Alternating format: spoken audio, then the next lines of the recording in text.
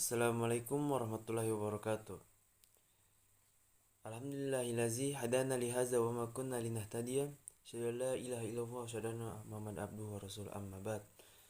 Pertama-tama, marilah kita panjatkan puja dan puji syukur kita atas kehadirat Allah Subhanahu wa taala yang telah memberikan kita beribu banyak nikmat seperti yang kita rasakan pada sekarang ini. Salawat serta salam kita aturkan, kita junjung kepada Nabi Allah Muhammad SAW beserta para sahabat, keluarganya, serta para tabiut tabiin yang telah memperjuangkan Islam dan kita bisa merasakannya pada saat. Baiklah, saya akan memperkenalkan diri saya. Perkenalkan, nama saya Muhammad Aksamunkan. Saya dari Prodi Ilmu Al-Quran dan Tafsir dari kelas B. NIM saya 2024 0301 05069. Pada kesempatan kali ini, saya akan memaparkan ulangan akhir semester saya pada matkul Ilmu Alamiah Dasar dan Ilmu Budaya Dasar, IAD-IBD. Baiklah, pada kali ini judul saya yang berjudul Peran Ilmu Alamiah dalam memahami dan mengatasi masalah lingkungan. Ilmu alamiah sangat berperan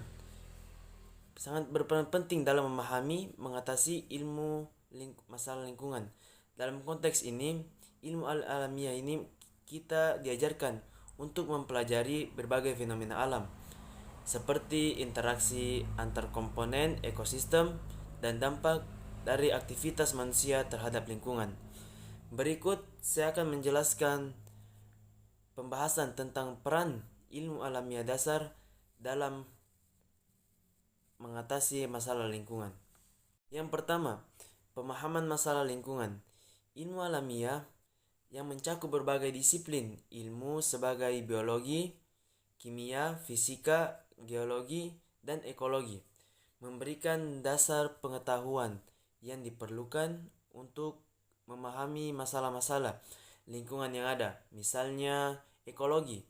Ekologi ini membantu kita memahami hubungan antar organisme dan lingkungan mereka. Ini sangat penting dalam melacak kerusakan ekosistem seperti pengurangan keanekaragaman hayati, perubahan habitat, dan intervensi manusia yang memengaruhi keseimbangan alam. Yang kedua yaitu kimia. Kimia ini berperan dalam memahami polusi udara, tanah, air. Sebagai contoh, melalui kimia, kita bisa mempelajari zat-zat berbahaya yang dilepaskan oleh industri atau rumah tangga seperti gas, rumah kaca, limbah kimia, dan pestisida, dan bagaimana zat-zat ini mempengaruhi kualitas lingkungan.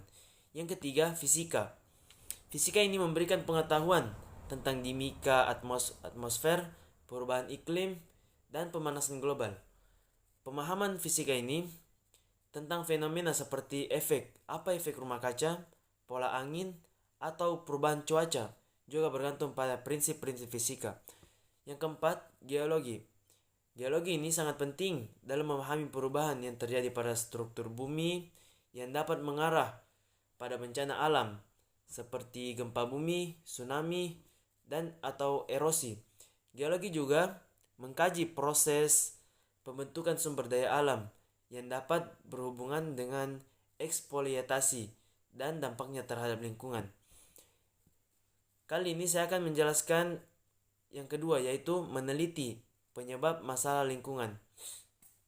Sains ini, ilmu alamiah, memungkinkan kita untuk meneliti dan mengidentifikasi penyebab dari berbagai masalah lingkungan. Misalnya, yang pertama, peneliti menggunakan data ilmiah untuk memetakan atau mengukur seberapa dampak perubahan iklim global seperti peningkatan suhu, mencairkan es kutub, atau kenaikan ke permukaan laut. Yang kedua, studi tentang pollution atau pencemaran udara dan air membantu kita mengetahui sumber dan sebaran polutan serta dampaknya terhadap kesehatan manusia dan ekosistem. Yang ketiga, membangun teknologi untuk solusi lingkungan. Ilmu alamiah memberikan landasan untuk pengembangan teknologi yang dapat membantu mengatasi masalah lingkungan. Beberapa teknologi ini yang berbasis ilmu alamiah yang meliputi seperti yang pertama, energi terbarukan. Yang kedua, teknologi pengolahan sampah. Yang ketiga, pemantauan kualitas lingkungan. Kali ini saya akan menjelaskan apa itu energi terbarukan. Sains fisika dan teknik memungkinkan pengembangan sumber energi terbarukan seperti energi matahari, angin, hidro, dan biomasa yang lebih ramah lingkungan dibandingkan dengan energi fosil. Yang kedua, saya akan menjelaskan teknologi pengolahan limbah.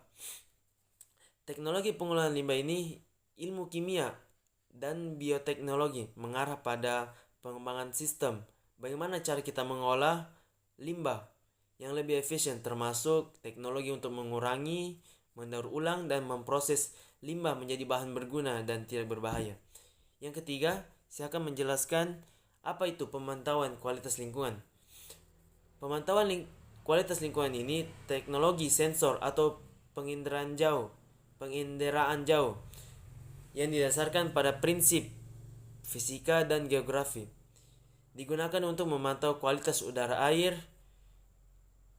dan tanah serta perubahan yang terjadi pada ekosistem.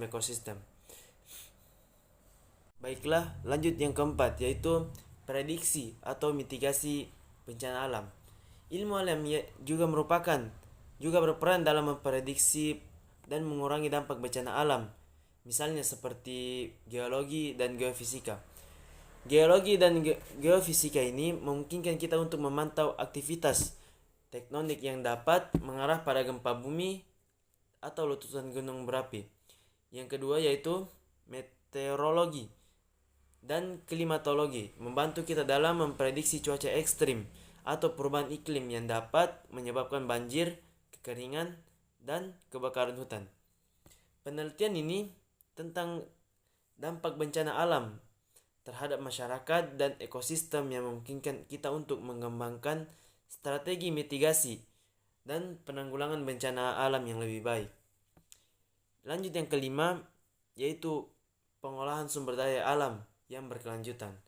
Ilmu alamiah juga berperan kita memahami pentingnya pengolahan sumber daya alam yang berkelanjutan seperti air, hutan, dan tanah. Konsep-konsep seperti manajemen sumber daya alam berkelanjutan dan konservasi bergantung pada pengetahuan ilmiah untuk mengoptimalkan penggunaan sumber daya alam tanpa merusak kelestariannya di masa depan. Misalnya, yang pertama, pengolahan hutan yang berbasis ilmiah. Pengolahan hutan yang berbasis ilmiah ini dapat membantu mencegah deforestasi dan degradasi hutan yang penting untuk menjaga keseimbangan karbon di atmosfer. Yang kedua, pemanfaatan sumber daya air yang efisien dan berkelanjutan bergantung pada pemahaman tentang siklus hidrologi dan dampak aktivitas manusia terhadap sumber daya air. Nah, seperti yang saya sebutkan, 5 peran yang berguna pada menjaga kelestarian ilmu alamiah dasar pada lingkungan. Kesimpulannya, ilmu alamiah ini berperan sangat penting, sangat krusial dalam memahami, mengidentifikasi penyebab dan mengatasi masalah lingkungan. Dengan pengetahuan ilmiah ini yang mendalam, kita dapat merancang solusi yang efektif dan berkelanjutan untuk menjaga keseimbangan alam dan memastikan keberlanjutan sumber daya alam bagi generasi mendatang.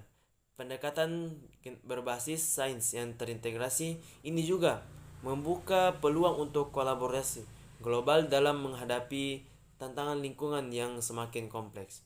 Baiklah, itulah pemaparan dari saya. Sekian, Assalamualaikum warahmatullahi wabarakatuh.